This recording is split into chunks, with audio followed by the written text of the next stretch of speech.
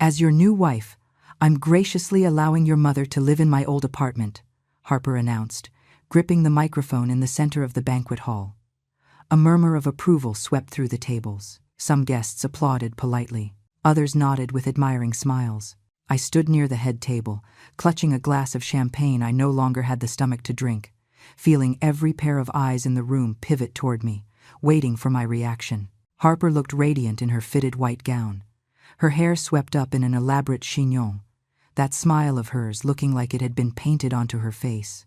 My son, Liam, stood beside her, squeezing her hand with a conspiratorial look, glancing at me with an expression I couldn't quite decipher in that moment. I smiled. It was an automatic gesture, a response conditioned by years of being polite, of not causing trouble, of always keeping the peace. I appreciate your generosity, Harper, I said, my voice as steady as I could manage. But I live very happily at my farmhouse.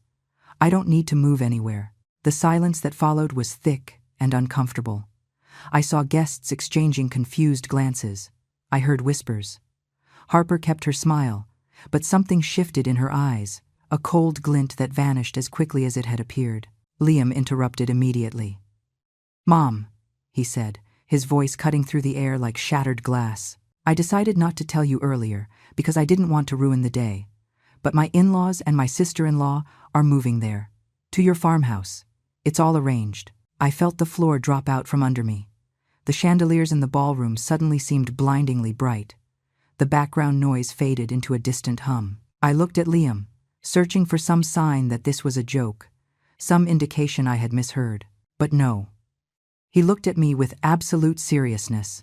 It was that expression he wore when he had made up his mind and would brook no argument. I scanned the room, looking for faces I didn't know well. Harper's parents, her sister, the Sterling family. I swept my gaze over every table, decorated with white hydrangeas and linen tablecloths. I searched through the groups of guests, chatting and laughing. But they weren't there. "Where are they?" I asked, my voice coming out smaller than I intended. "Where are your in-laws and your sister-in-law, Liam?" "Mom," he replied with a casualness that pierced me like ice. "They went to the farmhouse a few hours ago. We wanted them to start getting settled while we were here at the ceremony. It was just more practical this way." The words rained down on me like stones. While I was here, at this wedding reception, celebrating what I thought was a special moment for my son, 3 people I barely knew were inside my house, in my farmhouse, in the place I had bought with 30 years of work and sacrifice. Then I spoke up, loud enough for everyone in that hall to hear. "No one lives in my farmhouse without my consent. No one." The silence that followed was absolute. The jazz band in the corner seemed to stop playing. Conversations ceased. Everyone was staring at us now. Liam's face flushed a deep crimson. Harper was no longer smiling. "Mom, you're making a scene," Liam hissed, taking a step toward me. "Don't ruin my wedding with your whims." "Whims?" I repeated, feeling something fracture inside my chest. "Defending my property is a whim now?" Harper stepped forward, crossing her arms. "Eleanor, my family needs a place to live. You have that huge farmhouse for just one person. It's selfish of you to refuse when I'm offering you my apartment in exchange. It's a fair trade." Fair. That word echoed in my head like a cruel joke. There was nothing fair about this. Nothing fair about them disposing of my home without asking me. Nothing fair about offering me a favor I had never requested. "I didn't ask for your apartment, Harper," I replied, maintaining my calm even though I was trembling on the inside. "And your family has no right to enter my property without my authorization. I don't care what you agreed to between yourselves. That farm is mine." Liam raised his voice. "It's already decided, Mom. They're staying there. You can move into the apartment or find somewhere else, but this isn't negotiable." Not negotiable. The words of my son, of the boy I had raised alone after becoming a widow, of the young man for whom I had worked double shifts at the plant to pay for his tuition, of the man who was now kicking me out of my own home. I took off the shawl I was wearing and let it drop onto the nearest chair. I gripped my purse with shaking but firm hands. I took a step back, distancing myself from them. "So you've decided for me," I said, looking Liam directly in the eyes. "You've decided to give away what isn't yours. You've decided that your mother doesn't even deserve to be consulted about her own home. Mom, Don't exaggerate. It's just 3 people. The house has 4 bedrooms, there's plenty of space. Plenty of space. As if that were the only thing that mattered. As if the years I worked to buy that land meant nothing. As if my right to decide over my own sanctuary was something he could just ignore. I'm leaving, I announced clearly. I'm leaving this party right now. And when I get to my farm, your in-laws and your sister-in-law are going to have to leave. I don't care how you solve it, Liam. But that house is mine and mine alone. You can't do that, he shouted. We already told them they could stay. You can't humiliate me like this in front of everyone. I looked at him, feeling a profound sadness mixed with something new I was just beginning to recognize. It was anger. It was disappointment. But it was also clarity. You humiliated me first, son.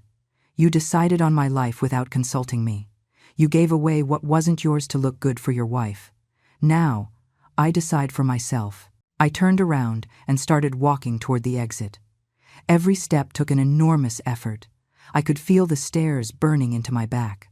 I heard whispers, stifled gasps, Liam's name being pronounced with pity or judgment. Harper yelled something behind me, but I wasn't listening anymore. Her words were lost in the buzzing that filled my ears. Liam called me one more time, but I didn't stop.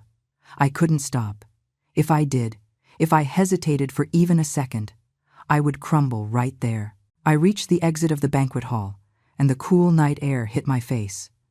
I breathed deeply, feeling the oxygen fill my lungs. My hands shook as I dug for my car keys in my purse. I had to get to the farm. I had to see with my own eyes what was happening there. I had to face these people who had entered my house as if they had some right to it. I got into my car and locked the door. For a moment I sat still, gripping the steering wheel tight, trying to steady the tremors in my hands. I could see the lights of the venue through the windshield. I could imagine what they were saying inside. The comments, the judgments, the opinions about the groom's mother who ruined the wedding. But something had shifted inside me. Something fundamental that had nothing to do with what others thought. I started the engine and drove out of the parking lot. The road to the farmhouse was dark. There were barely any other vehicles. The city lights faded behind me as I advanced along the route I knew by heart. It had been 20 years since I bought that property. 20 years since I signed the papers with shaking hands, unable to believe I finally had something of my own. A place where no one could tell me what to do. A space built with my effort, with my labor, with my dreams of having a quiet refuge for my old age. Liam was 10 when we moved there. I remember how he ran around the land, exploring every corner, how he helped me plant the first apple trees, how he told me that when he grew up, he was going to take care of me and the farm. Now that same boy was taking everything from me. I gripped the wheel harder. I wasn't going to cry. Not yet. First, I had to resolve this. First, I had to get home and see what was really going on. The road narrowed as I got closer. The trees on the sides formed dark shadows under the moonlight. I knew every curve, every rise, every dip of that road. Finally, I saw the front gate. It was open. That never happened. I always locked it. Always.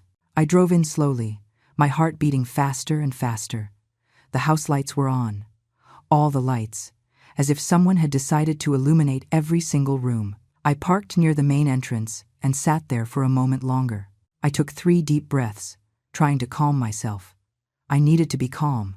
I needed to think clearly. I got out of the car and walked to the door. It was ajar. I always locked the door when I left. Always. I pushed the door gently and walked in. The first thing I saw were the suitcases. 3 large suitcases piled in the entryway of my living room. Then I saw boxes. Cardboard boxes with clothes, personal items, things that weren't mine. I heard voices coming from the kitchen. Laughter, the sound of plates clattering. Someone was cooking on my stove. I walked toward the kitchen, feeling a mixture of disbelief and rage growing with every step. When I reached the doorway, there were 3 people I barely knew. An older woman with gray hair stood at the stove. A man my age was rummaging through the refrigerator, and a young woman sitting at the table was eating calmly from a plate I recognized as my good china. They turned when they saw me. The older woman smiled. "Eleanor, so good that you're here. We were just making some dinner. Liam told us it was no problem for us to get settled in." I stood in the doorframe, staring at them. These people had walked into my house. They had opened my refrigerator. They were using my things, and they were acting like it was the most normal thing in the world. "Get out of my house," I said, my voice low but firm. The three of them looked at me as if they hadn't understood. "Excuse me?" said the young woman, putting her fork down. "I said, get out of my house," I repeated, louder this time. "All three of you, right now." I hadn't always been a woman of silence. There was a time when my voice filled spaces, when my decisions mattered, when I knew exactly who I was and what I wanted. But that was many years ago, before life taught me that sometimes love means staying quiet, means yielding, means putting others first, even if it means losing yourself along the way. I met James when I was 23. He worked at the same manufacturing plant where I had just gotten a job as a machine operator. He was a good man, hardworking, with rough hands and an honest laugh that made me feel safe. We married 6 months after meeting, in a simple ceremony with barely 20 guests. Liam was born a year later. I remember the first time I held him in my arms, wrapped in a pale blue blanket I had knitted myself during the last months of pregnancy. He was so small, so fragile, so completely dependent on me. James cried tears of happiness looking at our son. "We're going to give him everything, Eleanor," he told me. "Everything we never had," and we did. Or at least we tried. We lived in a small 2-bedroom apartment on the outskirts of the city. James worked double shifts at the plant while I stayed home caring for Liam. The money barely stretched, but we were happy. Or that's what I told myself every night when I went to bed exhausted after a full day of washing, cooking, cleaning, tending to a baby who cried incessantly. When Liam turned 4, James started complaining of headaches. At first, we thought it was fatigue, the stress of work, the overtime he worked so we could save a little. But the pain got worse. There came a day when he couldn't get out of bed without feeling like the world was spinning around him. I took him to the county hospital. We waited 7 hours to be seen. The doctor told us they needed to run scans, that there was something in his brain that didn't look right on the basic exams. The co-pays and deductibles were thousands of dollars. We had barely $300 in savings. We borrowed from family, from friends, from co-workers. We scraped the money together bit by bit, in crumpled bills people handed us with pity in their eyes. Finally, we paid for the scans. The result came 2 weeks later. Brain tumor, inoperable. 6 months to live, maybe less. I remember James took my hand when the doctor gave us the news. His hand was trembling, but his voice was steady. "We're going to be fine, Eleanor. You and Liam are going to be fine. I'm going to handle this." But there was no time to handle anything. James died 4 months later, in a hospital bed, holding my hand until the very last moment. I was 29, Liam was 5, and suddenly I was a widow, alone, with no income, a child to feed, and rent to pay. I went back to the plant. I got my old job back as a machine operator. The pay was meager. The rent took half my check. Food, transportation, utilities, clothes, Liam's school supplies, everything came out of those wages, earned working 10 hours a day, 6 days a week. Liam grew fast. He was a smart boy, curious, with his father's smile. I enrolled him in the local public school. Every morning, I dropped him off before heading to the plant, and every afternoon, I picked him up after my shift. We ate dinner together in that small apartment that never seemed to have enough light. I helped him with his homework while he told me about his day. "You were always good with numbers, Mom," he told me when I explained math problems to him. "You should have studied more. You should be a teacher or something." I smiled and didn't tell him the truth. That I had to drop out of high school to work and help my family. That my own dreams had been buried under the needs of others. That now my only dream was to see him grow, study, and have the opportunities I never had. Years passed. Liam finished elementary school and started high school. I was still at the plant, but I had taken a second job cleaning office buildings at night. I left the factory at 6, picked up Liam, gave him dinner, and at 8 I went out again to clean until midnight. I slept 5 hours a night if I was lucky. When Liam turned 15, he told me he wanted to study engineering. I knew what that meant. Out-of-state tuition because the local state college didn't have the program. Tuition was astronomical. Books, transport, materials, everything I didn't have, but was going to get somehow. I started saving every cent.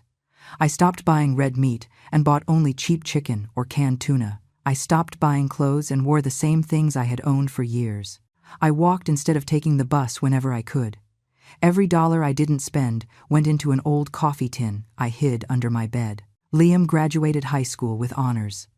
I cried with pride at the ceremony. My son, the son of a factory worker and a man who died too young, was going to college. He was going to be an engineer. He was going to have a better life than ours. College cost everything I had and more. I got a third job on weekends, selling homemade pies and cakes at the farmer's market, getting up at 4 a.m. on Saturdays and Sundays to bake goods that I sold until 2 p.m. Then I went home, took a short nap, and kept up with the housework. Liam studied hard.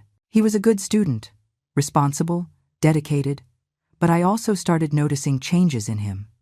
He didn't tell me as much about his day. He spent more time with his college friends than with me. When I asked him how things were going, he answered in monosyllables. Fine. Nothing special.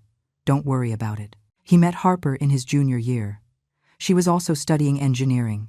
She came from a wealthy family who lived in the best part of the city. The first time Liam spoke of her, I noticed something different in his voice. An enthusiasm I hadn't heard before. An admiration that bordered on obsession. I'd like you to meet her, Mom, he said one afternoon. She's incredible. She's smart, beautiful, and her family has important connections.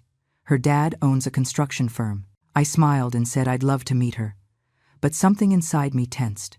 Maybe it was instinct. Maybe it was the fear of a mother who knows her son is growing up and pulling away. I don't know. Harper came to dinner at the apartment one Saturday night.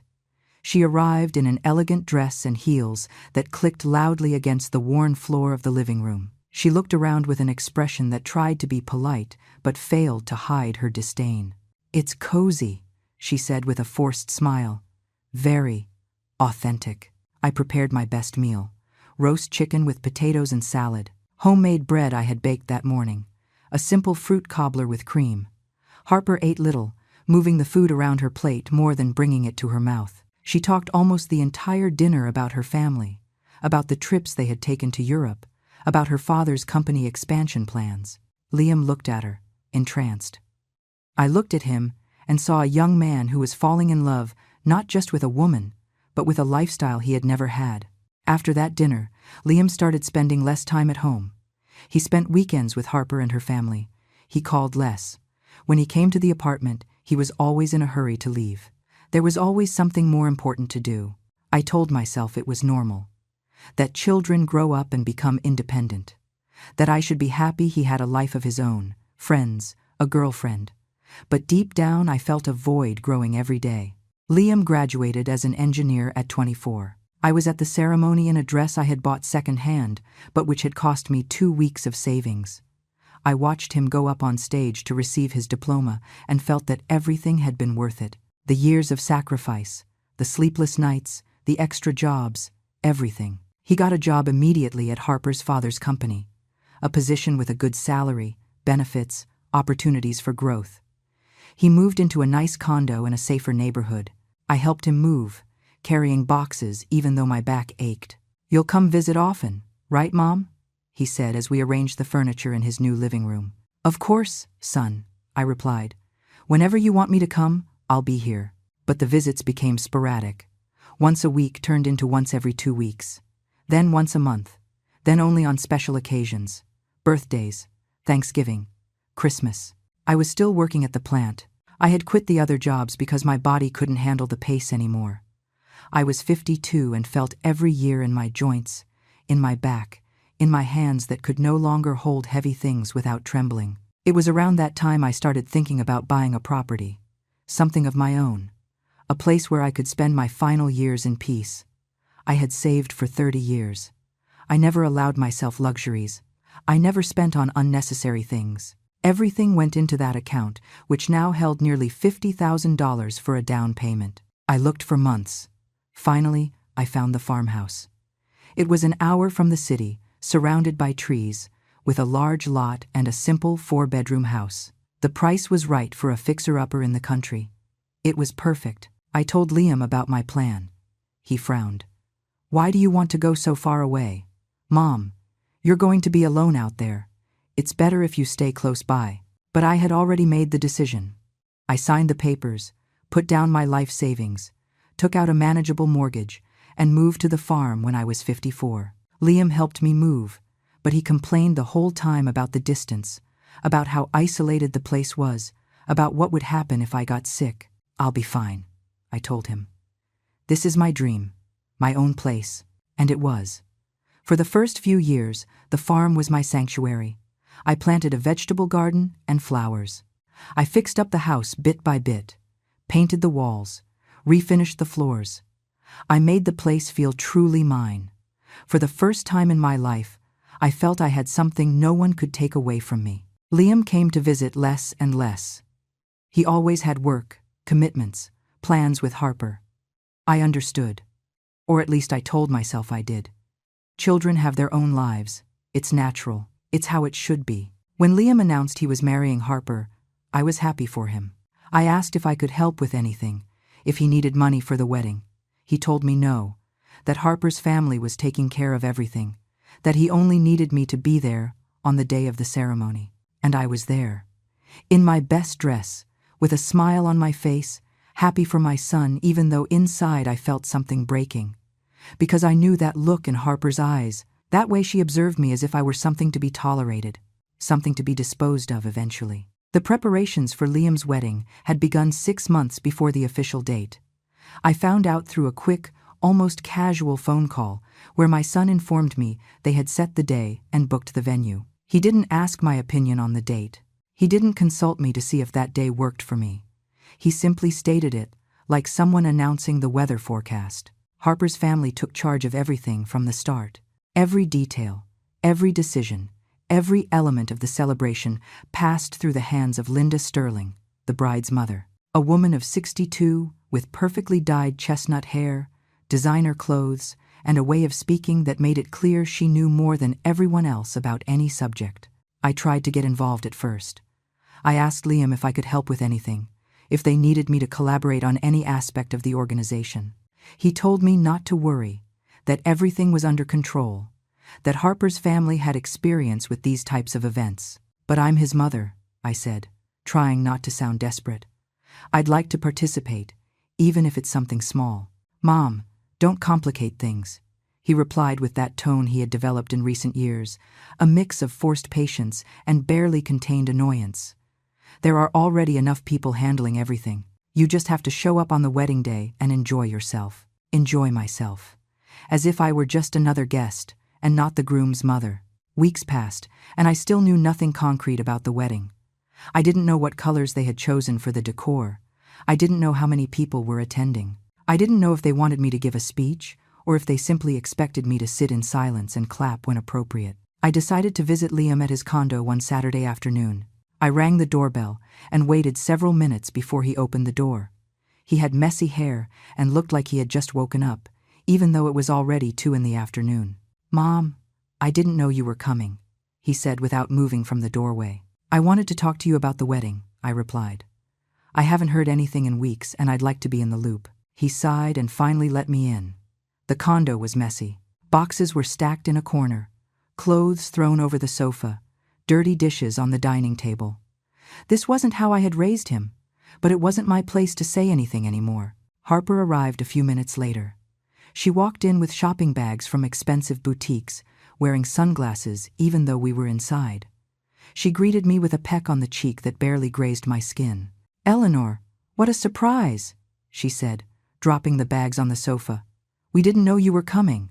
"I just wanted to talk about the wedding," I repeated, feeling my voice sound smaller and smaller. "I'd like to know if there's anything I can help with." Harper exchanged a look with Liam before answering. "Well, everything is pretty much set. My mother has handled every detail. She's an expert at organizing events. Actually, she just hired the best catering service in the city. It costs nearly $20,000, but it's worth every penny. $20,000 on food. I had married James with a total budget of $500, and we had been just as happy. But I said nothing. I just nodded. "And is there anything I can contribute?" I asked. "Maybe the flowers or the centerpieces or something?" Harper smiled in that way I had learned to recognize. A smile that didn't reach her eyes. a smile that said my offer was unnecessary and likely unwelcome. That's very sweet of you, Eleanor, but really, it's all covered. My father insisted on paying for the entire wedding. You just have to worry about showing up and having a good time. There was that phrase again. Just worry about showing up. As if I had no real role in my son's life, beyond being a spectator. And my dress? I asked. Is there a specific color I should wear or avoid? Harper shrugged. Whatever you want is fine. We don't have a strict dress code for the guests. Guests. She had just called me a guest at my own son's wedding. Liam intervened. Mom, don't take it the wrong way. Harper just means there's no pressure on what to wear. Wear whatever makes you feel comfortable. Comfortable. That word rang hollow. There was nothing comfortable about feeling excluded from the most important preparations in my only son's life. I stayed a few minutes more asking questions that Harper answered vaguely. Finally, I understood that my presence there wasn't desired, and I said goodbye. Liam walked me to the door. Don't feel bad, Mom, he said quietly. It's just that Harper and her family have a very particular way of doing things. It's better to let them handle it. I nodded and walked out of the condo with a weight in my chest I hadn't felt before. On the drive back to the farm, I stared out the window, wondering at what moment I had lost my son. At what moment had I gone from being the most important person in his life to being someone in the way? The following weeks were a series of small exclusions piling up. Liam called less. When he did, the conversations were brief and superficial. How are you? Fine. How's everything going? Good. See you at the wedding? Sure. I tried not to think too much about it. I told myself he was busy with preparations, work, his new life, but at night, when the farmhouse fell silent and I lay in bed, I couldn't help but feel that something was breaking between us, something that perhaps couldn't be repaired. A month before the wedding, I received a call from Linda Sterling. It was the first time she had contacted me directly. Her voice was sweet, but with a barely perceptible edge. Eleanor, I need to ask you something important, she said. Liam mentioned that you live alone on a rather large farm. Is that correct? Yes, I replied, not understanding where the conversation was going. I've lived on my farm for almost 10 years. It must be difficult to maintain such a large property at your age, she continued. And you must feel lonely out there, so far from everything. I'm very well, I said, feeling my back tense up. I like my house, and I don't feel lonely. There was a brief pause. Of course, Linda said. I was just asking because we are looking for a quieter place. The city has become so noisy, and my husband Richard needs clean air for his respiratory issues. And Tiffany, our youngest, also prefers a more country atmosphere. I didn't answer. Something in her tone put me on alert. Anyway, just curious, she finished. See you at the wedding, Eleanor. She hung up before I could say anything else. I stood there with the phone in my hand, feeling an uneasiness I couldn't explain.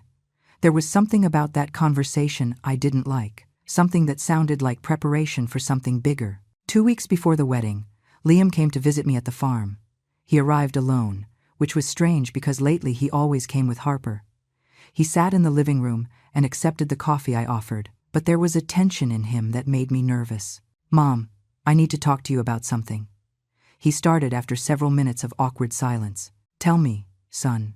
He looked at his coffee cup, as if the words he needed were inside.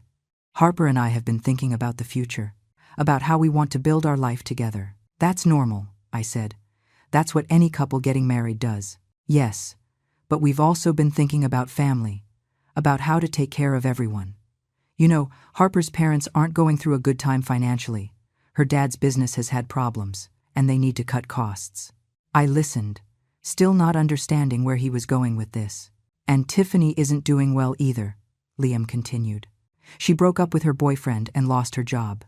She's going through a tough time. She needs a quiet place to recover. I'm sorry for them, I said sincerely. But I don't see what that has to do with me. Liam finally looked me in the eye.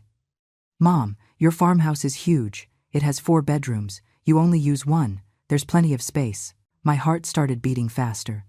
No, I thought. He can't be suggesting what I think he's suggesting.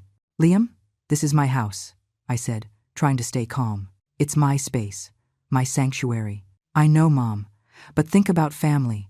They need help, and you have the resources to give it to them. It would only be temporary, until they stabilize. No, I repeated more firmly. This house is mine. I bought it with my work. I am not going to share it with people I barely know. Liam's expression changed. It became harder, colder. I knew you were going to react like this, he said. You've always been selfish with your things. Selfish, that word again. The same one he would say later at the wedding in front of everyone. I am not selfish, I replied, feeling my voice crack. I gave my whole life for you. I worked 3 jobs to pay for your college. I sacrificed everything, and now you call me selfish because I don't want to give away my house? It's not giving away, Mom. It's sharing. It's helping. It's what people who care about their family do. They are not my family, I said. They are Harper's family, and if they need help, let them look for it somewhere else. Liam stood up abruptly. I knew I couldn't count on you, he said. Harper was right. She said you were going to be difficult, that you only thought about yourself. He left the house, slamming the door. I stayed seated in the living room, trembling. Not from cold, but from rage, from pain, from disbelief.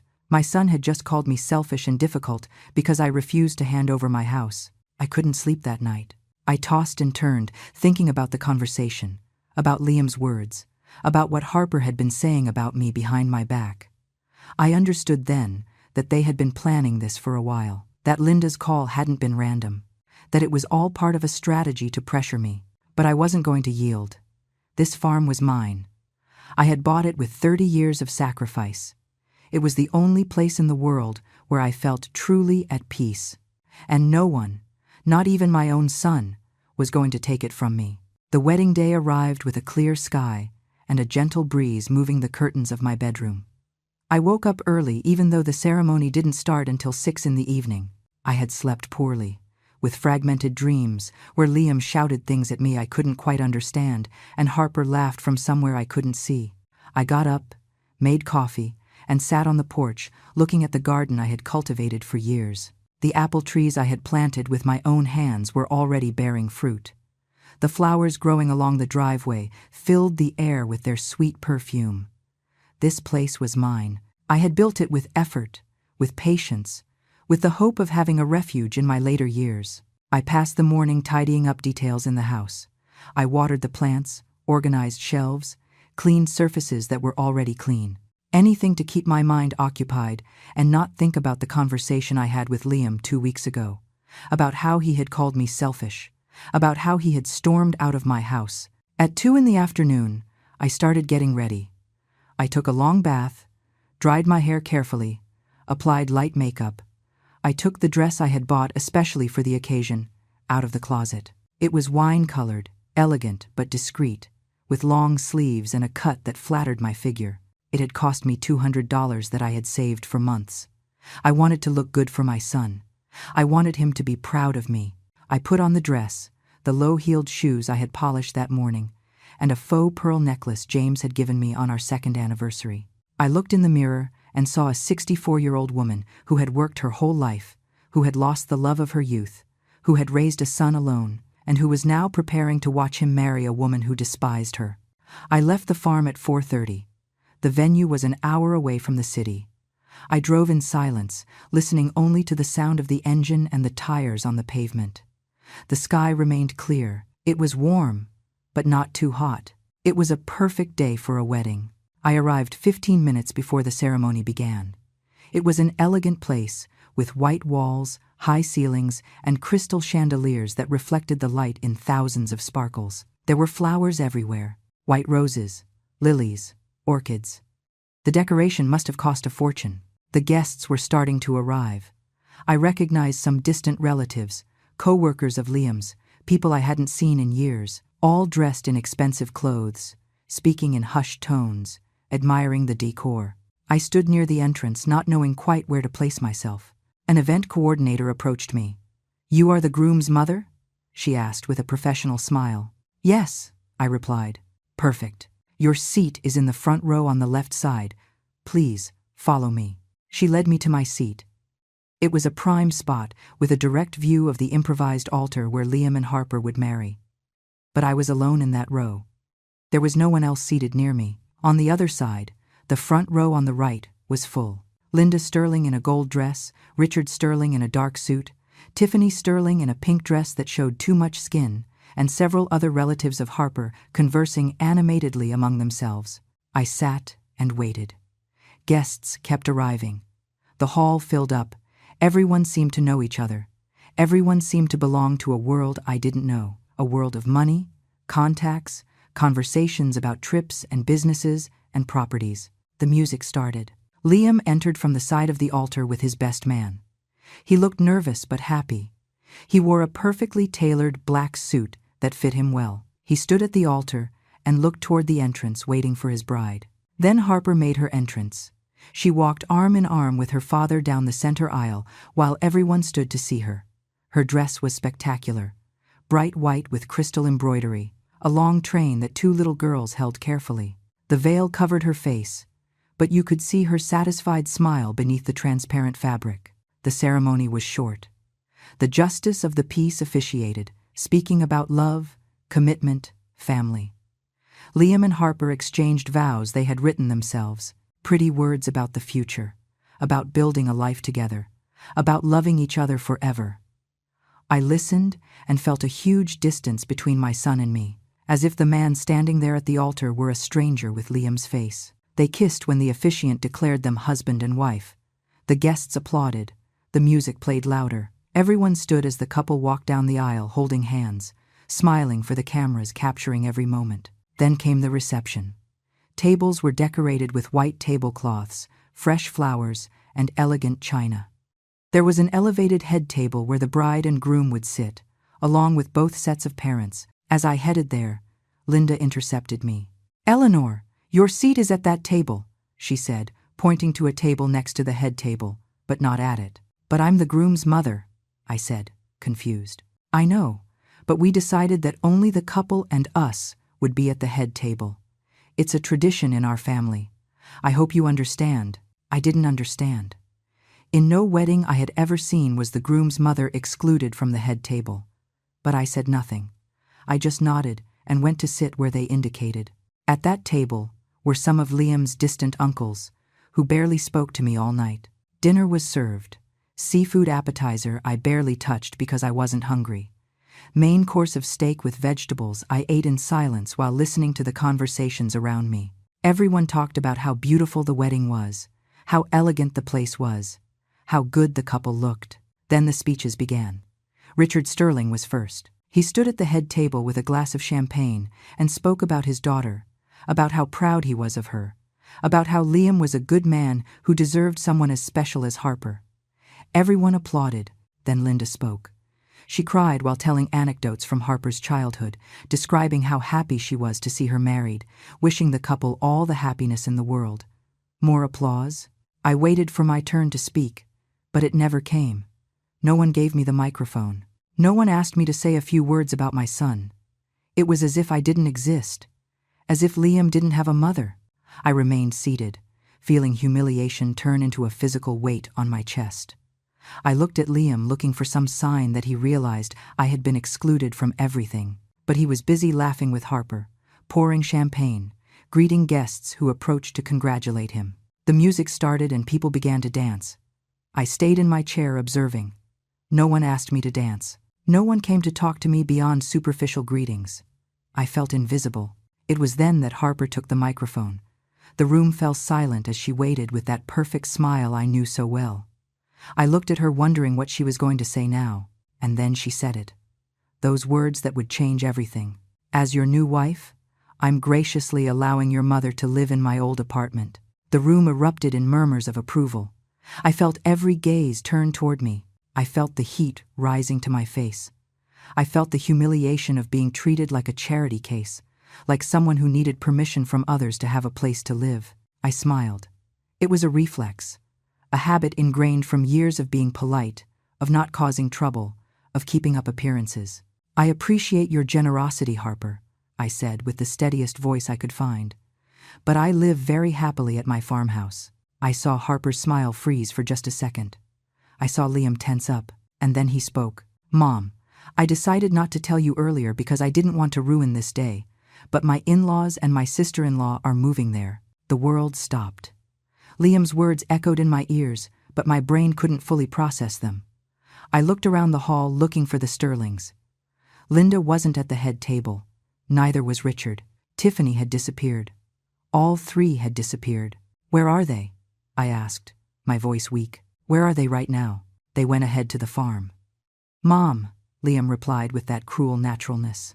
They went a few hours ago to start getting settled. We thought it was better this way. I did not authorize that. The words left my mouth before I could stop them. I did not give permission for anyone to enter my property.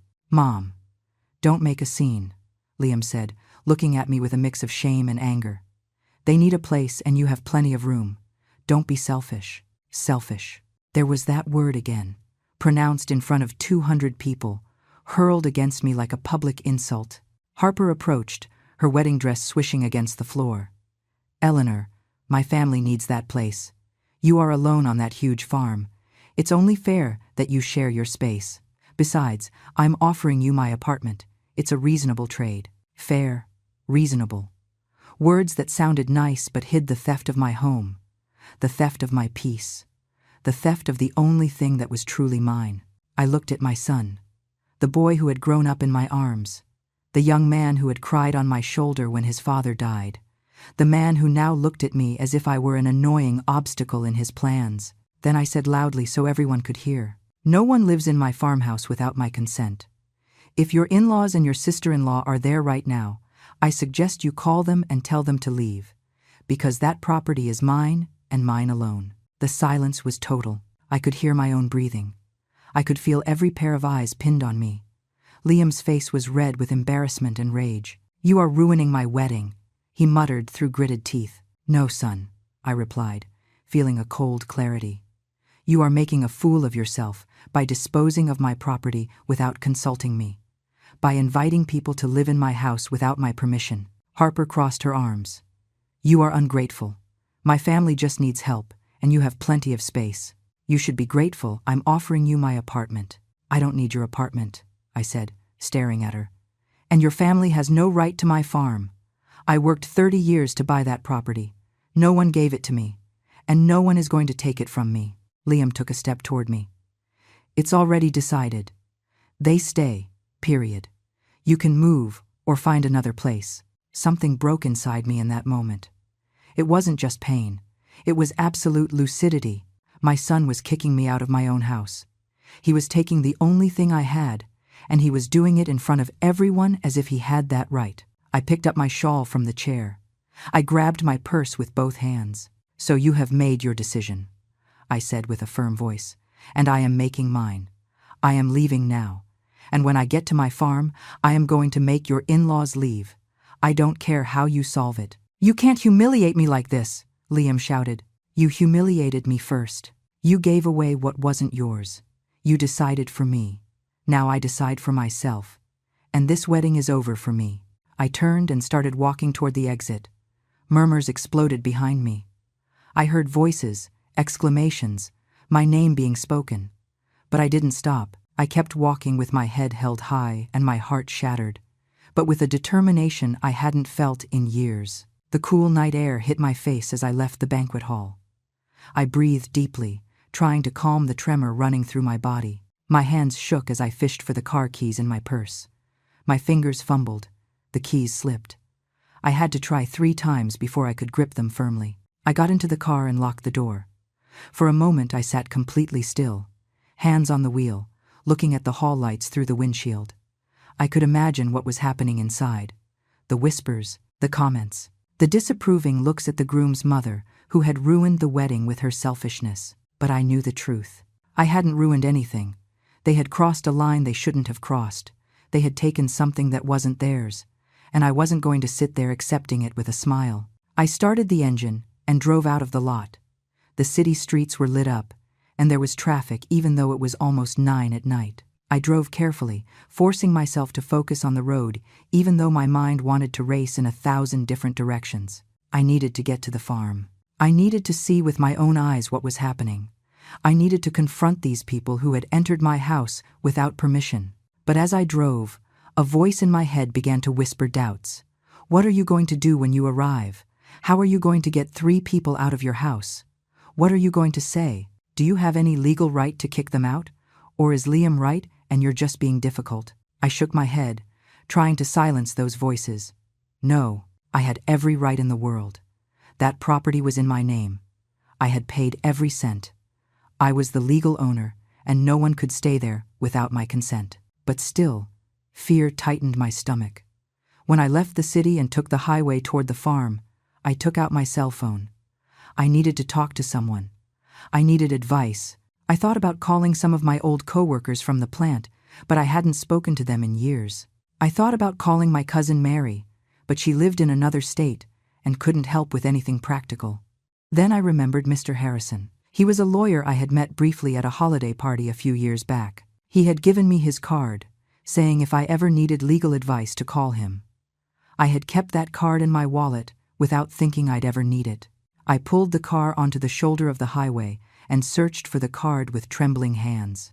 It was bent and worn, but the number was still legible. I dialed, not knowing if he would answer at this hour. The phone rang 4 times before a male voice answered. Hello, Mr. Harrison. My name is Eleanor Davis. I don't know if you remember me. We met a few years ago at the Miller's house. There was a pause. Eleanor. Yes, I believe I remember. What can I do for you? I apologize for calling so late, I said, feeling my voice crack a little. But I have a legal emergency, and I don't know who else to turn to. Tell me what's happening, he replied with a professional but kind tone. I explained the situation as clearly as I could. My son, his wedding, his wife's family, the farm, how they had entered without my permission while I was at the ceremony. I spoke fast, stumbling over words, trying not to sound hysterical even though inside I felt like I was about to crumble. Mr. Harrison listened without interrupting. When I finished, he remained silent for a few seconds before speaking. Eleanor, what they are doing is clearly illegal. No one can occupy your property without your consent. It doesn't matter if they are relatives of your daughter-in-law or if your son gave them permission. He is not the owner of the property. You are. So I can kick them out? I asked, feeling enormous relief. Yes, you can. In fact, you must do it immediately. If they refuse to leave, you can call the police and report them for trespassing. Do you have all the documents proving the farm is yours? Yes, I have everything. The deed, the mortgage receipts, everything is in my name. Perfect. Then my advice is that you go to your property, inform them clearly that they do not have permission to be there, and give them a reasonable time frame to pack their things and leave. If they refuse, call the police immediately. And tomorrow morning come to my office so we can review your full legal situation and ensure your son cannot make any claim on the property. Thank you, I whispered, feeling tears beginning to form in my eyes. Thank you for helping me. That's what we're here for, Eleanor. And remember, you are not doing anything wrong. You are defending what is rightfully yours. Don't let anyone make you feel guilty about that. I hung up and sat in the car a few minutes longer. Mr. Harrison's words echoed in my head, giving me the strength I needed. I wasn't being selfish. I wasn't exaggerating. I was defending my right to decide over my own life, over my own house. I took 3 deep breaths and started the engine again. I continued down the highway with renewed determination. I wasn't shaking anymore. I wasn't doubting. I knew exactly what I had to do. The road grew darker as I moved away from the city. Only my car's headlights illuminated the way. I knew every curve, every tree, every sign on this route I had driven hundreds of times. But tonight, everything felt different. Tonight I wasn't returning to my refuge. I was returning to take back what had been stolen from me. Finally, I saw the front gate to the farm. It was completely open, the metal gates swinging to the sides as if someone had pushed them forcefully. I always locked that gate. Always. It was one of my security routines. But now it was wide open, inviting anyone to enter. I drove through the gate and followed the dirt road leading to the house. Lights were on in every room. From outside, I could see movement through the windows. Shadows moving from one side to the other, people moving through my house as if it belonged to them. I parked the car near the main entrance and turned off the engine. I sat for a moment observing. I could hear music coming from inside. Laughter, the sound of voices chatting animatedly. They were celebrating, they were enjoying their new house, while I had just been humiliated at my son's wedding. I got out of the car and walked to the door. It was ajar. I always locked up when I left. But now the door to my house was open, as if it didn't matter who came or went. I pushed the door carefully and entered. The first thing I saw were the suitcases I had seen earlier. But now there was more. Open boxes with clothes strewn about, shoes thrown on the floor, grocery bags with food, a coat hanging on the entryway rack that wasn't mine. I walked toward the living room. There was more stuff there too. A laptop open on my coffee table, magazines I hadn't bought scattered on the sofa, glasses with drinks left without coasters on the wood I had polished with such care. I continued to the kitchen. The voices were coming from there. I walked in and saw them. Linda was at the stove cooking something that filled the house with a smell I didn't like. Richard was sitting at the table drinking beer from a bottle. Tiffany was leaning against the refrigerator with her phone in hand, laughing at something she saw on the screen. All three turned when they sensed me enter. For a moment there was total silence. They looked at me. I looked at them. No one said anything. Then Linda smiled. "Eleanor, so good you're here. We were making some dinner. Liam told us we'd be very comfortable here. The farm is beautiful. Get out of my house," I said, voice low but completely firm. The three of them looked at me as if they hadn't understood. Linda stopped smiling. Richard set the beer bottle on the table slowly. Tiffany lowered her phone. "Excuse me?" Linda asked, furrowing her brow. I said, "Get out of my house." I repeated louder. "All three of you. Right now." Richard stood up. "Eleanor, I think there's a misunderstanding. Liam told us we could stay here. He assured us you were on board." "I am not on board," I replied, feeling rage rise in my chest. "I never gave permission for you to enter my property. This house is mine. The deed is in my name, and you have no right to be here." Tiffany stepped forward, arms crossed. "You're exaggerating. We just need a place to stay temporarily. It's not a big deal. Besides, Liam is your son. You should want to help his in-laws." "You are not my family," I said, looking directly at her. "You are strangers who entered my house without permission. That is called trespassing, and if you don't leave voluntarily, I'm going to call the police." Linda let out a dry laugh. "You wouldn't do that. Liam would never forgive you. Think about your relationship with your son." "I don't have a relationship with my son anymore," I said, feeling the words come out easier than I thought. He decided to break it when he disposed of my house without consulting me, when he called me selfish in front of 200 people, when he chose to look good for you instead of respecting his mother. The silence that followed was heavy. Richard and Linda exchanged glances.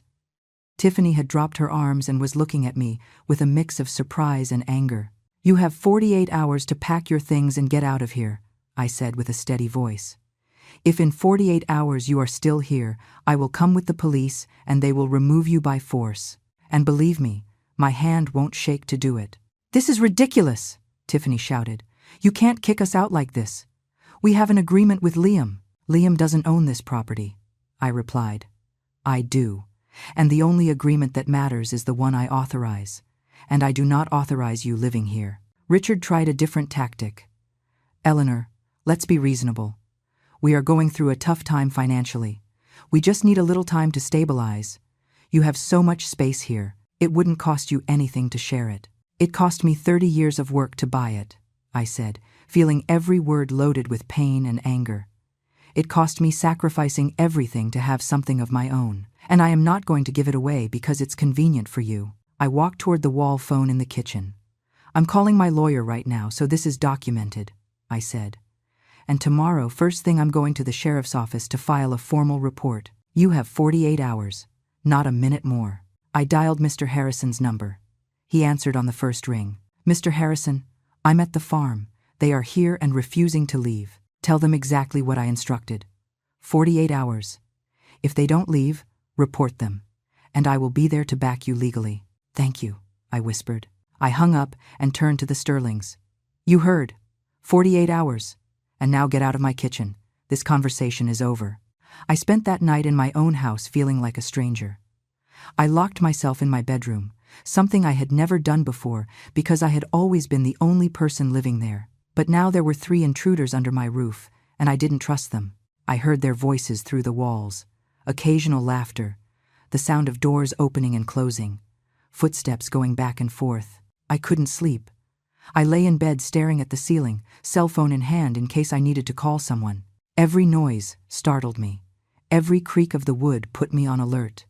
This was my house, my sanctuary, and now I felt like a prisoner in my own room. When morning finally broke, I got up exhausted. I took a quick shower, dressed, and left the room, determined not to hide in my own home. The Sterlings were in the kitchen having breakfast. They had used my coffee maker, my mugs, my bread, my butter. They had served themselves as if it were all theirs. "Good morning," Linda said with a forced smile when she saw me enter. I didn't answer. I simply took a mug from the shelf, poured myself coffee, and went out to the porch. I wasn't going to argue with them. I wasn't going to give them the satisfaction of seeing me lose control. I was just going to wait for the deadline to expire. I spent the morning in the garden, tending to plants, watering fruit trees, doing anything to keep busy. At 10 in the morning, I left the farm and drove to Mr. Harrison's office in the city. His office was in an old but well-maintained building downtown. I went up to the 3rd floor and knocked on the door with the sign, reading Harrison and Associates. A secretary showed me in, and minutes later I was sitting across from Mr. Harrison at his desk. He was a man of about 50, with graying temples and a serious but kind expression. He listened intently as I recounted all the details. I showed him the property deed, payment receipts, everything proving the farm was legally mine. "Your situation is clear, Eleanor," he said after reviewing the documents. "You are the sole owner of the property. Your son has no legal right to it. And the people occupying your house without your consent are committing a civil offense that borders on criminal trespass. If they don't leave voluntarily within the time frame you gave them, we can proceed with a formal eviction or trespassing charge." "And my son?" I asked, feeling my throat tighten. "Can he make any legal claim on the farm?" "No, unless you signed a document giving him rights to the property. Have you signed anything like that?" "Never," I replied firmly. "I never gave him any document related to the farm." "Then he has no rights. The property is yours and yours alone. My recommendation is that besides removing these people, you draw up a clear will specifying what happens to your assets in the future. That way you avoid confusion or appropriation attempts." I nodded, feeling a weight in my chest.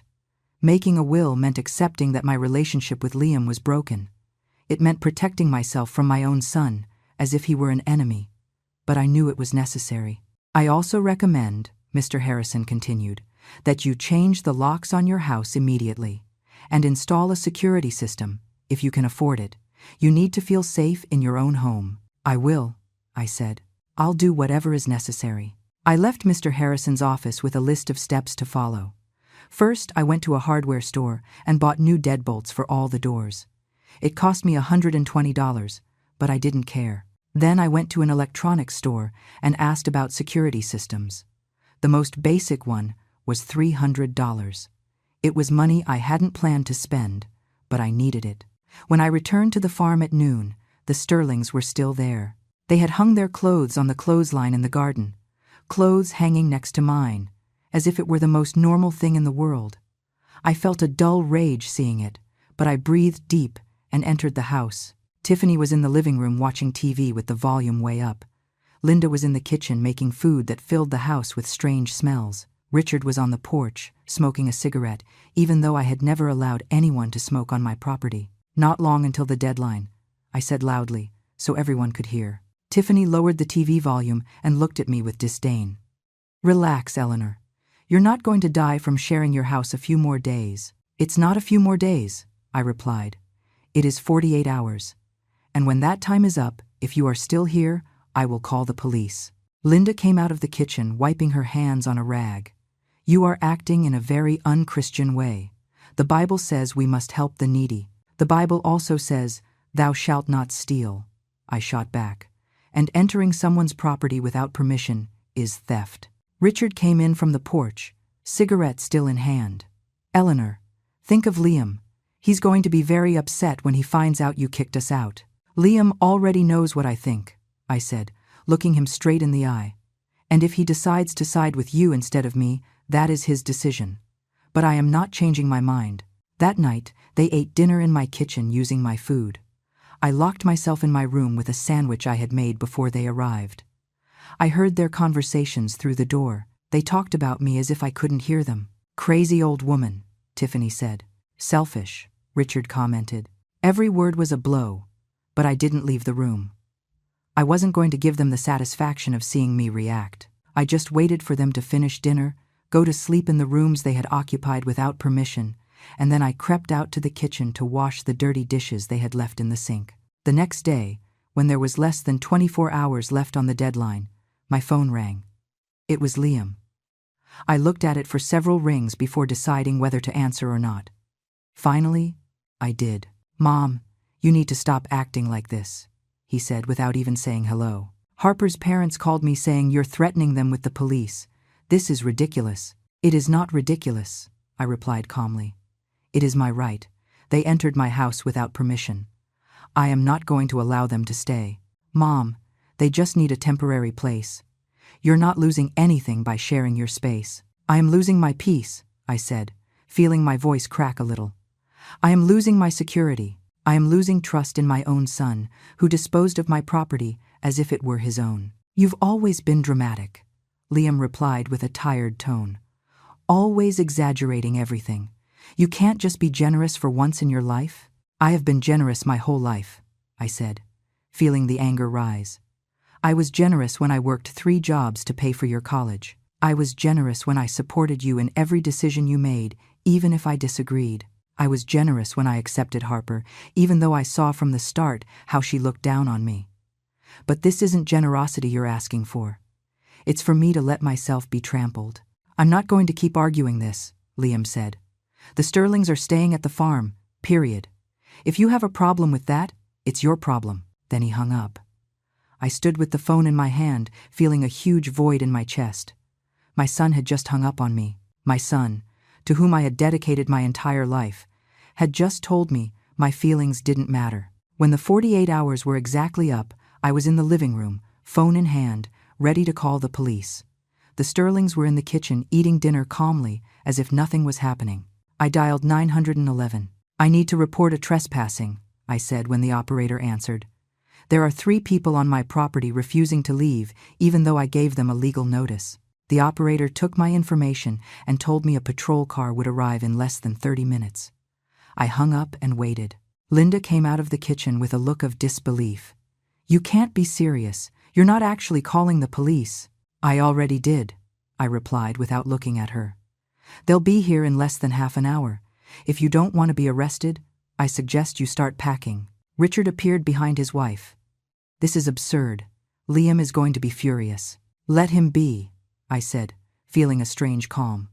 "I don't care anymore." Tiffany entered the living room shouting, "You are crazy, completely crazy. What kind of person calls the police on their own family?" "You are not my family," I repeated for the umpteenth time. "You are intruders, and intruders are not welcome in my house." The next 25 minutes were chaotic. The Sterlings ran back and forth, shoving their things into suitcases in a rush. Linda cried dramatically. Richard cursed under his breath. Tiffany shot me looks of pure hatred while packing her belongings. When the police cruiser arrived, they already had everything packed and were loading the car they had parked in front of the house. 2 deputies got out of the vehicle and approached me. "Are you the caller, ma'am?" one of them asked. "Yes, I am the owner of this property," I replied, showing them the deed and papers I had prepared. These 3 people entered without my permission and refused to leave. The deputy reviewed the documents and then looked at the Sterlings. "Do you folks have any documentation showing you have a right to be here? A lease? Utility bill?" Richard tried to explain something about an agreement with my son, but the deputy interrupted him. "If the son isn't the owner of the property, he can't grant permission for you to live here. The owner is this lady, and she has every right to ask you to leave. Since you haven't established residency, this is trespassing." "This isn't over," Linda threatened as she got into her car. "We're going to talk to Liam. We're going to fix this." "There is nothing to fix," I said firmly. "Don't ever come back to my property. If you do, I will report you again." The Sterlings finally left, leaving a trail of dust on the road. I stood on the porch watching their taillights disappear into the distance. The deputies stayed a few minutes longer, taking notes for the report. "You did the right thing, ma'am," one of them told me before leaving. "No one has the right to invade your property, no matter who they are." When they finally left, and I was alone on the farm, I went inside and locked the door. The silence was absolute.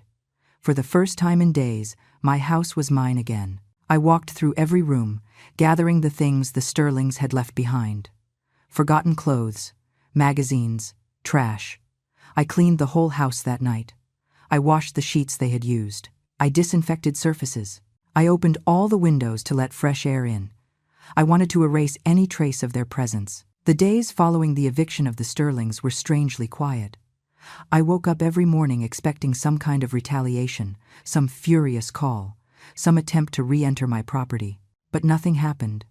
The silence was absolute, and that unsettled me more than any confrontation. The first task I did was change every lock in the house.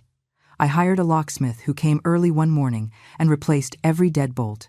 It cost me $250, but it was worth every penny. When he finished the job, I had a new set of keys and the certainty that no one could enter without my permission. Then came the installation of the security system.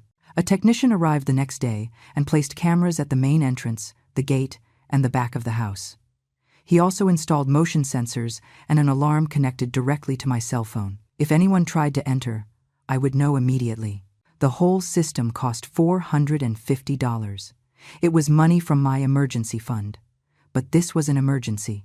Liam didn't call during those first few days. I checked my phone constantly, expecting to see his name on the screen, but it never appeared. Part of me wanted him to call so I could explain how I felt. Another part of me knew it was probably better this way. There was nothing to say that wouldn't end in another argument. I blocked Harper's number after she sent me 5 texts in a row, calling me selfish, bitter, and a bad mother. I also blocked Linda when she started sending me religious messages about forgiveness and charity. I didn't need to be bombarded with messages designed to make me feel guilty. I spent my days tending to the farm. I pruned the apple trees, fixed up the garden, painted areas of the house that needed maintenance. Every activity was a way to reclaim my space, to make it mine again. I cleaned obsessively every corner where the Sterlings had been. I wanted to wipe away any fingerprint of their presence. Nights were harder. When the sun went down and the house fell silent, thoughts arrived uninvited. I thought about Liam, about the boy he had been, about how he hugged me when he was scared, about how he told me I was the best mom in the world, about how all that had slowly disappeared until it became this. This painful rift I didn't know if I could fix. Sometimes I cried. I sat on the porch with a cup of tea and let the tears fall freely. It wasn't just sadness for the loss of my son. It was also rage for everything I had sacrificed to get here. It was frustration, feeling that nothing I had done had been enough. It was fear of facing the rest of my life completely alone. But after crying, I dried my tears and breathed deep. I reminded myself I had made the right decision, that defending my dignity wasn't selfishness, that setting boundaries wasn't cruelty, that I deserved respect, even if it came from my own son. A week after kicking out the Sterlings, I received an unexpected visit. It was Sarah, my neighbor who lived on the farm 3 miles down the road. She arrived with a homemade pie and a worried expression. "Eleanor, I've been thinking about you," she said when I invited her in. "I heard what happened with your son. People talk a lot in town. I didn't know what to say. I didn't want the whole area knowing my family problems, but I also understood that in small towns, news travels fast. I want you to know," Sarah continued, "that you did the right thing. I've seen too many women our age get trampled by their own families, letting them take their houses, their savings, their peace, and then they end up with nothing. You were brave to defend yourself." Her words hit me deep. Brave. No one had called me brave in my whole life. I had always been the self-sacrificing one, the long-suffering one, the one who endured everything without complaint. But brave, that was a new word. "Thank you," I whispered, feeling my eyes fill with tears again. Sarah stayed all afternoon. We talked about our lives, about children growing up and forgetting everything one did for them, about the importance of taking care of oneself. When she left at sunset, I felt less alone, less judged, less guilty. That night, I slept better than previous ones. For the first time since the wedding, I didn't wake up startled in the middle of the night. I didn't have nightmares about people breaking into my house. I simply slept with the tranquility of knowing my home was truly mine again. Days turned into weeks. I established a new routine.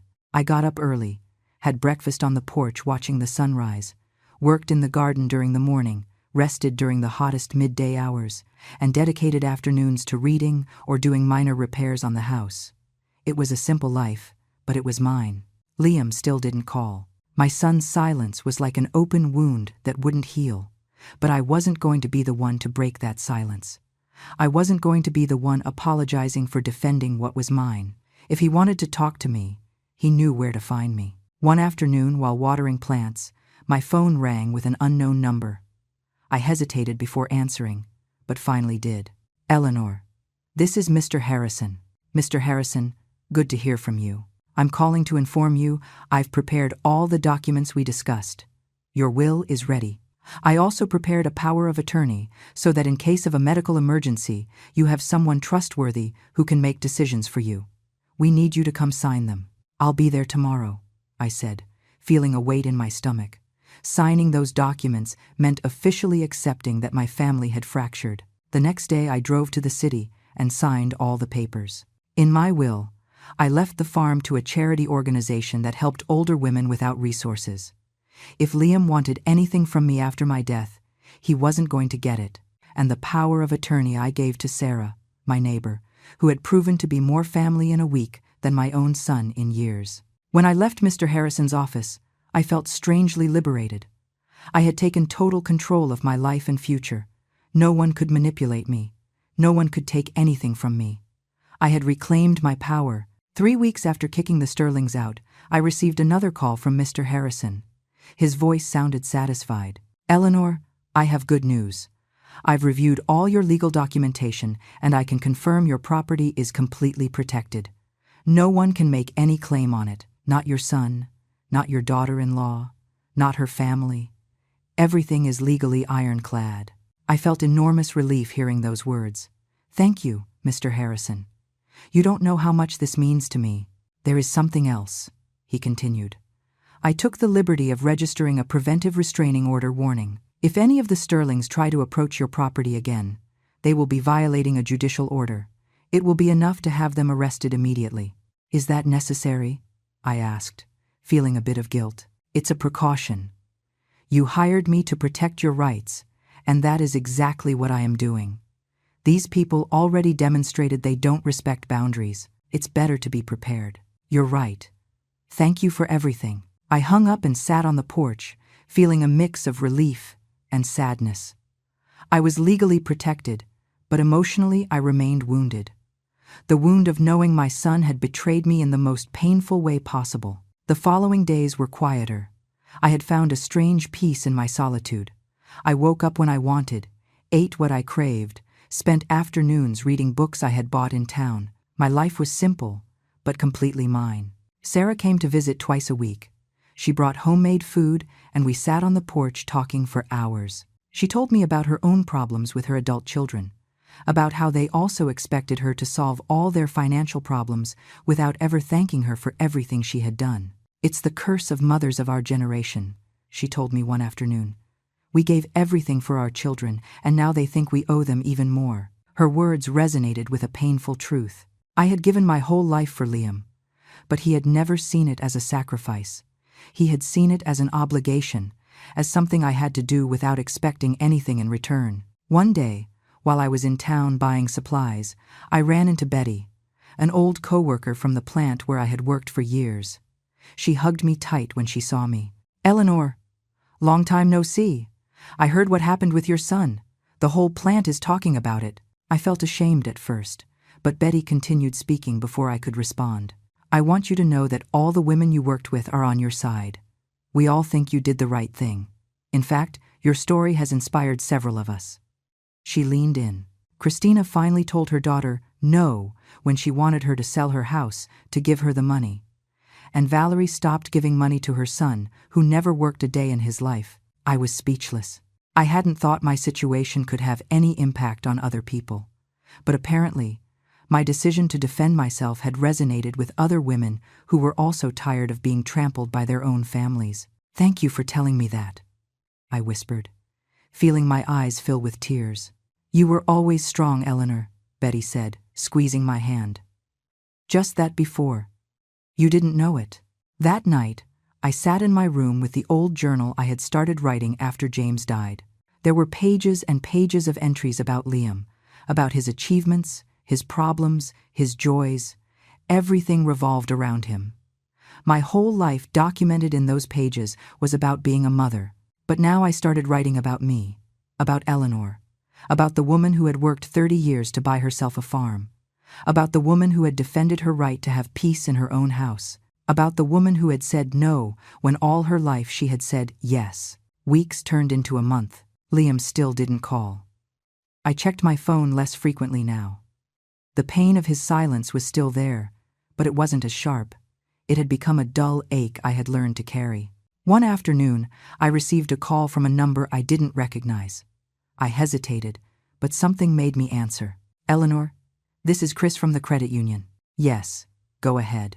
"I'm calling to inform you that your loan application has been approved. The $5,000 you requested for property improvements is available. You can come pick up the check whenever you like. I had applied for that loan 3 weeks ago. I wanted to make some renovations, install solar panels to lower my electric bill, and build a small greenhouse where I could grow vegetables year-round. They were projects I had dreamed of for years, but never had the courage to start. Thank you. I'll stop by tomorrow," I said, feeling renewed excitement. The next day, I went to the bank, picked up the check, and started planning the improvements. I hired a local carpenter for the greenhouse. I contacted a solar company. I bought new paint for the exterior. Every decision was mine. Every expense was for my well-being. Every project was for my future. Workers started arriving at the farm. The carpenter worked for 2 weeks building the greenhouse of my dreams. The solar technicians installed the system on the roof. I painted the exterior walls myself with a soft cream color I had always liked. The farm was transforming. It wasn't just where I lived anymore. It was my project, my masterpiece, my legacy to myself. Sarah came one afternoon to see the progress and smiled, seeing everything I had achieved. "Look what happens when you invest in yourself instead of people who don't value you," she said. She was right. For years I had invested all my money, time, and energy in Liam, and he had taken it as his right. But now I was investing in myself, and the difference was palpable. I felt alive in a way I hadn't felt in decades. One night, while admiring the finished greenhouse under the moonlight, my phone beeped. It was a text from an unknown number. When I opened it, I saw it was from Harper. "Your son is suffering because of you. I can't believe how cruel you've been to him and my family. I hope you can live with that guilt." I read the message twice. Before, a message like that would have destroyed me. It would have made me question every decision I had made. But now, I just felt a cold calm. I blocked the number without replying. I didn't need to defend myself. I didn't need to explain anything. My actions spoke for themselves. I had defended what was mine, and that was enough. That night I slept deeply, surrounded by the peaceful silence of my farm. A silence that no longer scared me but comforted me. It was the silence of a woman who had finally found her own voice. 6 months had passed since Liam's wedding. 6 months since my life had changed completely. I was at the town's farmer's market buying fresh strawberries to make jam when I saw him. Liam was on the other side of the stand, looking at tomatoes with a distracted expression. He looked different, thinner, paler. There was something in his posture that denoted exhaustion. Our eyes met. For a moment, neither of us moved. Time seemed to stop between the vegetable stands and the bustle of the market. Then he took a step toward me. "Mom," he said softly. "Liam," I replied, maintaining my calm though my heart beat fast. "Can we talk?" he asked, pointing to a bench nearby. I nodded, and we walked in silence until we sat down. There was so much distance between us despite being side by side. He looked at his hands. I looked straight ahead. "I've been thinking a lot about everything that happened," he started finally. "Harper and I are having problems. A lot of problems. Her parents keep pressuring her to get money from somewhere. She pressures me. Everything is about money and properties and who has what. I listened without interrupting. It wasn't my place to fix his marital problems. I realized something, Liam continued, voice cracking. I never valued what you did for me. You worked your whole life to give me opportunities, and I took it as my right. I never thanked you. I never respected you. And when you finally had something of your own, I tried to take it from you. Tears began to fall down his cheeks. I looked at him and saw the boy he had been, the young man I had raised alone. But I also saw the man who had betrayed me. Forgive me, Mom, he whispered.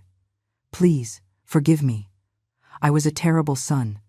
I don't deserve your forgiveness, but I'm asking for it anyway. I breathed deep before speaking. Liam, what you did hurt me more than you can imagine. You didn't just try to take my house. You disrespected me. You humiliated me publicly. You called me selfish for defending what was mine. I know, he said, covering his face with his hands. I know, and I'm ashamed every day.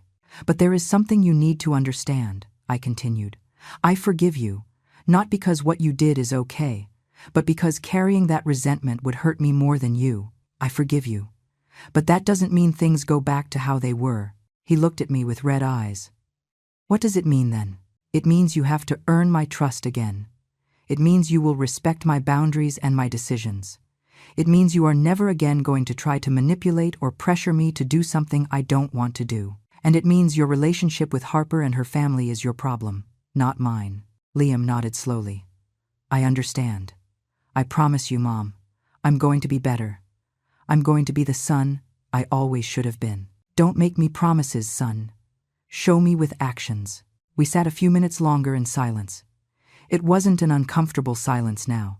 It was a silence of understanding, of acceptance, of a new beginning that would have to be built with patience. How are you? He asked finally. How is the farm? It's beautiful, I replied with a small smile.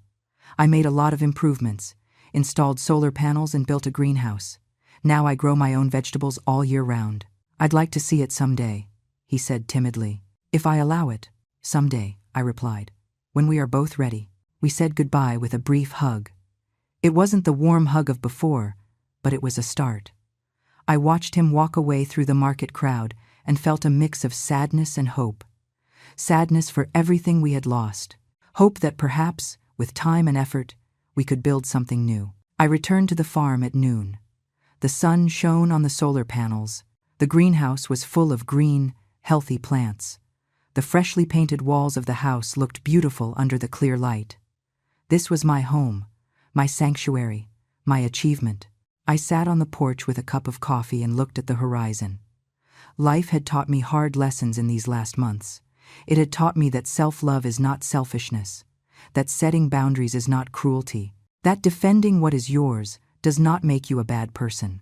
It had also taught me that it is never too late to take control of your own life, that at 64 you can still be brave, that you can still reinvent yourself, that you can still choose your own happiness. Sarah arrived that afternoon as she always did on Thursdays. She brought fresh bread and we sat together on the porch. I told her about my meeting with Liam. She listened intently and then smiled. You did the right thing, she told me. You gave him a chance, but you didn't gift him your trust. He has to earn that. That's right, I replied, feeling peace in my heart. That night, as the stars began to appear in the sky, I walked through my farm. I touched the trees I had planted. I smelled the flowers I had cultivated. I went into the greenhouse and checked my plants. All this was mine. I had built it with my work, with my sacrifice, with my determination. I stood in the middle of the garden and breathed the fresh night air. For the first time in my life, I felt completely free. Free of expectations I couldn't meet. Free of sacrifices no one valued. Free of being who others wanted me to be. Now I was simply Eleanor, a 64-year-old woman who had learned to defend herself, a woman who had reclaimed her dignity, a woman who had found her own voice and was never again going to allow anyone to silence her. The future was uncertain. I didn't know if Liam would really change. I didn't know if our relationship would fully repair. I didn't know what awaited me in the coming years. But what I did know was this. My farm was mine. My life was mine. My decisions were mine. And no one, Absolutely no one was going to take that from me again. I went into the house, locked the door, and turned on the lights. Everything was in its place. Everything was exactly how I wanted it. This was my house. This was my home. This was my sanctuary.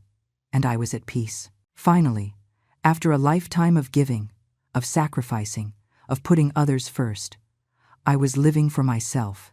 And that feeling was more powerful, more liberating, more satisfying than anything I had experienced before. I went to bed that night with a smile on my face. Tomorrow would be another day on my farm, another day of my life, another day of being completely, genuinely free.